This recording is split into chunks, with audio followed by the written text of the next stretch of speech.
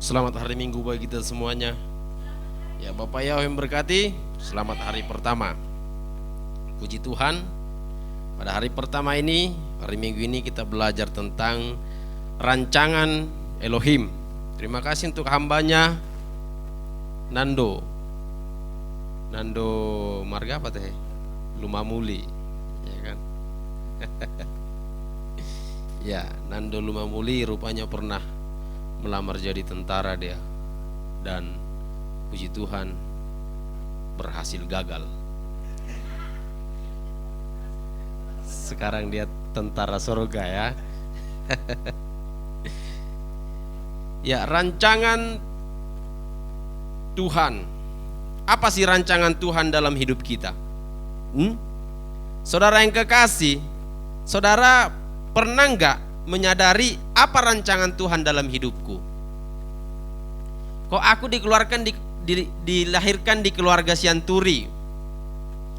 Kok aku dilahirkan di keluarga Halawa? Bolak-balik aku bilang, kalau bisa kita milih, kita akan milih dilahirkan di keluarga Jokowi misalnya, di keluarga Donald Trump. Tapi kita nggak milih kan? Tahu-tahu kita lahir aja, kita nggak sadar, tahu-tahu kita udah besar aja, ya. Jadi ada rancangan Tuhan dalam hidup saudara, ya kan? Rancangan Tuhan yang telah ditetapkan dalam hidup saudara jangan dirubah-rubah, ya. Dari semula telah kau tetapkan hidupku dalam tanganmu, dalam rencanamu Tuhan. Jadi saudara yang kekasih, kita lahir di dunia ini Tuhan punya rencana, ya. Kalau kita lahir di dunia ini Tuhan punya rencana, maka kita yang mengikuti rencana Tuhan pasti dalam keadaan damai sejahtera. Itu hukum pastinya. Sejak pertama kali Bapak Yahweh mendengarkan sungut-sungut bangsa Israel, maka Bapak Yahweh telah mempunyai rencana bahwa aku akan mengeluarkan engkau dari tanah perjanjian itu. Lalu Bapak Yahweh punya rencana, dia akan membawa ke tanah berlimpah susu dan madu. Nah, disinilah persoalannya di padang gurun. Bangsa Israel tidak sepenuhnya mengikuti rancangan Tuhan itu, ya. Rancangan Tuhan telah berkata, kamu harus begini, step by step. Ada 10 step. Ada beberapa step yang akan kamu lakukan. Nah, step pertama, kedua lulus. Mulai ke step berikutnya sudah mulai oleng, ya. Yang membuat bangsa Israel lama adalah tidak mengikuti rancangan Yahweh. Nah, step pertama lulus, step kedua lulus, mulai ke step ketiga mulai oleng, agak lari dari jalur. Tapi step ketiga harus tetap dilalui, ya kan? Nggak bisa langsung step 4. Step 3-nya harus tetap dilalui. Makanya lama dia maju lagi step 3, lama lagi step 4, step 5 mulai lancar, step 6, ya, mulai masuk ke step ke-7, lama lagi berputar-putar. Harus dilalui, ya. Sekarang apa rancangan Tuhan dalam hidup kita? Damai sejahtera. Sebab aku mengetahui, Yeremia berapa itu? 29 ayat 11 dikatakan. Coba dibuka, Yeremia 29 ayat 11 mengatakan, sebab aku ini mengetahui rancangan-rancangan yang ada padaku mengenai kamu, ya. Demikianlah firman Yahweh, yaitu rancangan-rancangan damai sejahtera dan bukan rancangan kecelakaan, untuk memberikan kepadamu hari depan yang penuh harapan. Bapak Yahweh tidak menjanjikan kita, Bapak Yahweh tidak merancangkan kita untuk mendapatkan kekayaan luar biasa, tapi Bapak Yahweh menjanjikan kita mendapat damai sejahtera.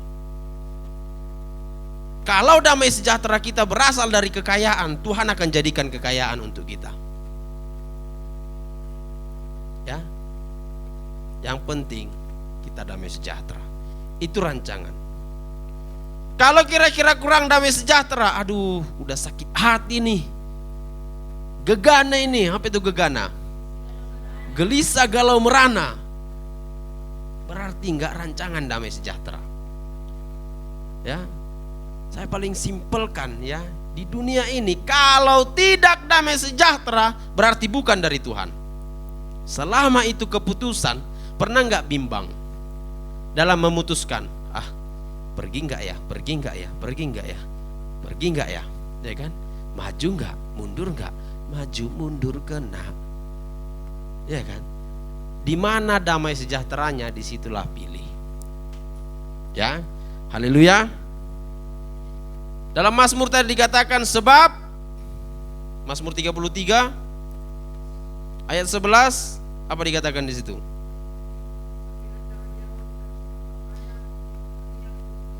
Apa yang telah dirancangkan Bapa Yahweh kepadamu itu tetap untuk selama-lamanya, turun temurun. Tapi masalahnya kadang-kadang bukan kita yang dapatkan.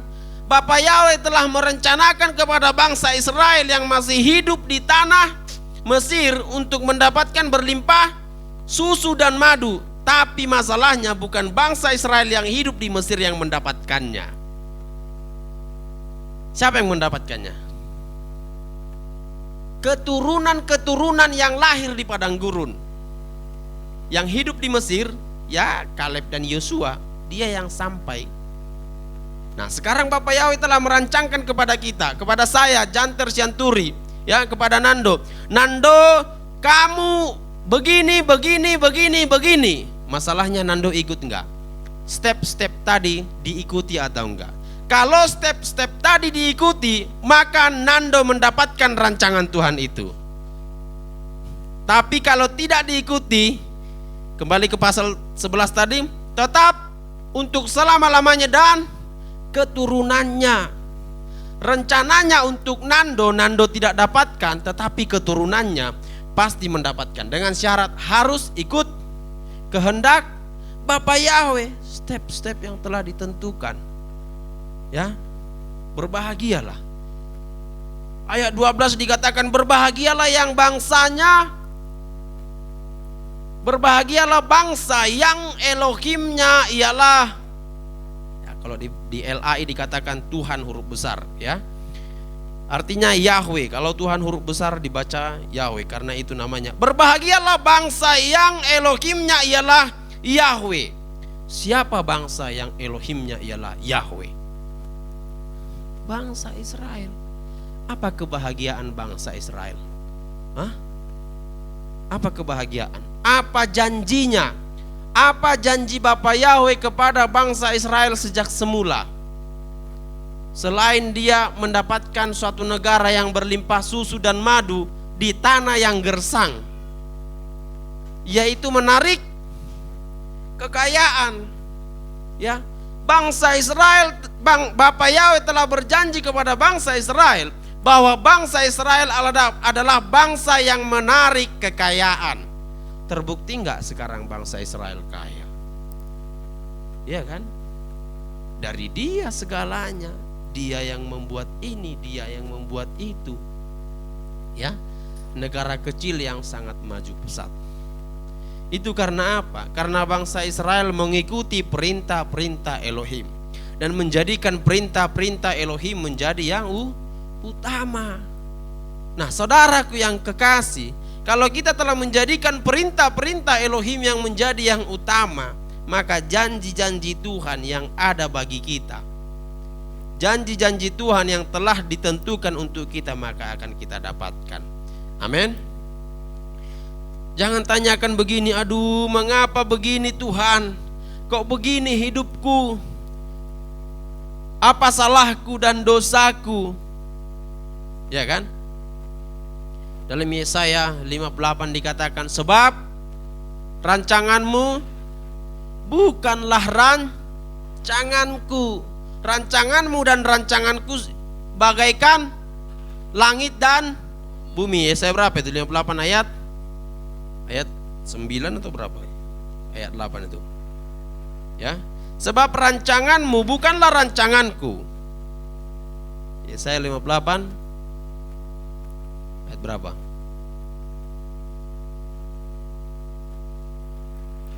Bagaikan langit dan bumi, demikianlah rancanganku dan rancanganmu.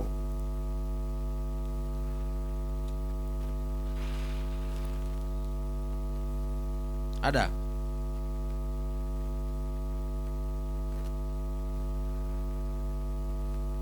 Yesaya berapa itu? Yesaya 56 ya? Yesaya 55 ayat 8. Sebab rancanganku bukanlah rancanganmu dan jalanmu bukanlah jalanku. Seperti tingginya langit dan bumi, demikianlah tingginya jalanku dari jalanmu dan rancanganku dari rancanganmu. Ya. Jadi kalau Tuhan telah membuat suatu rancangan bagi kita, dan kadang-kadang rancangan itu nggak masuk logika kita, atau kadang-kadang, loh kok aku begini Tuhan, langsung pikirkan, aku ini anak Tuhan, rencana Tuhan pasti terjadi atasku. Jangan pikirkan bagaimana solusi dari masalah yang kita alami, karena itu adalah rancangan Tuhan. Kalau Tuhan telah membuat suatu rancangan bagi kita, maka Dia akan membuat kekuatan bagi kita. Kadang-kadang kita mendapatkan kekuatan bukan dari tenang, bukan dari nyaman, tapi dari masalah. Ya, kita tuh mendapatkan kekuatan bukan karena tenang, bukan karena nyaman, bukan karena enak, tapi dari masalah. Jadi itu dibuat Tuhan jalannya. Supaya apa? Supaya kita mengetahui rancangan-rancangan Tuhan dalam hidup kita, ya. Supaya jangan stres hidup ini. Kadang-kadang ada banyak orang sekarang sedikit ada masalahnya stres, lalu mengakhiri hidup. Ya, mengakhiri hidup adalah dosa yang besar, saya bilang, karena dia telah mengakhiri rancangan Tuhan dalam hidupnya. Iya kan? Ada rancangan Tuhan dalam hidup kita. Makanya mulai sekarang saudaraku, kita tanya kepada Tuhan, Tuhan, apa rancanganmu dalam hidupku? Apa nih sebenarnya rencanaku? Kok aku dilahirkan di Latu Mahina, ya kan? Kok aku dilahirkan di Sianturi? Ya, siapa tahu Latu Mahina membawa nama Yahweh ke keluarga Latu Mahina. Ya kan? Siapa tahu Sianturi membawa nama Yahweh ke keluarga Sianturi. Makanya Tuhan bilang begini, kamu adalah suratan yang terbuka. Kita ini suratan, tulisan, kita ini buku. Buku yang berjalan, yang dilihat orang, dan orang berkata, bah, toho mai anak ni debata, bah. Memang pantaslah dia dibilang anak Tuhan, bah. Ena berjuang dengan parangena. Ya kan? Tahu artinya? Hah? Gak tahu artinya ya? Harus sampai dibilang, oh memang betul-betullah dia anak Tuhan. Karena kita ini buku, tulisan yang terbuka, yang bisa dibaca semua orang. Bila perlu, semua orang harus tahu bahwa Tuhan punya rencana dalam hidup kita. Amin. Jangan kita pakai logika kita. Kalau logika kita pakai, sautlah, ya, galaulah kita terus, ya kan, kecewalah kita terus. Tapi andalkanlah Tuhan. Kalau ada sesuatu yang terjadi, langsung berpikir seperti ini, apa ya maksud Tuhan dari kejadian ini? Kalau kita tersakiti, lalu berpikir, apa ya maksud Tuhan dalam kejadian ini, dalam situasi ini? Kan firman Tuhan berkata dalam Roma 8 ayat 28, segala sesuatu mendatangkan kebaikan bagi orang yang mengasihi. Kalau kita mengasihi Tuhan, sesuatu terjadi, bencana terjadi, dan kita mengasihi Tuhan, itu pasti kebaikan. Tapi kalau kita tidak mengasihi Tuhan, sesuatu terjadi, maka itu bukan kebaikan, maka menjadi bencana-bencana selanjutnya. Makanya jadilah orang yang mengasihi Tuhan. Amin. Supaya apa? Supaya segala sesuatu yang terjadi itu mendatangkan kebaikan bagi kita. Bukan kata di malam telah kita belajar, RF Sahabat kemarin kita belajar bahwa suatu saat kita akan mendapatkan upah kalau kita tetap melakukan kebaikan-kebaikan dan kalau kita tidak bosan melakukannya. Ya, suatu saat ada upahnya nih. Jadi jangan kaget kalau sekarang kita melakukan kebaikan, ya. Melakukan kebaikan, kemarin kita belajar melakukan kebaikan karena itu karakter kita, ya. Kita melakukan kebaikan karena itu habit kita, lifestyle kita. Kalau kita melakukan kebaikan-kebaikan, jangan kaget suatu saat nanti Tuhan katakan begini, anakku Desi, ini untukmu. Ya kan? Anakku Sari, ini untukmu. Ya kan? Jangan masih muda, misalnya gini, nanti tiba-tiba udah menjalin suatu hubungan, tahu-tahu putus, ya kan? Desi, ya kan? Tahu-tahu pisah, lalu seperti hidup ini nggak ada lagi gunanya. Aduh, ya kan? Ya Desi ya. Kalau ada laki-laki bilang, kaulah separuh nafasku, jangan percaya ya. Berarti dia masih ada separuhnya di yang lain. Iya kan? Kau cuma separuh. Jadi jangan cepat putus asa, jangan cepat galau, sebab rancangan Tuhan pasti yang terbaik bagi kita. Amin. Bapak Yahweh memberkati kita. Kita bersatu dalam doa. Kami bersyukur Bapak Yahweh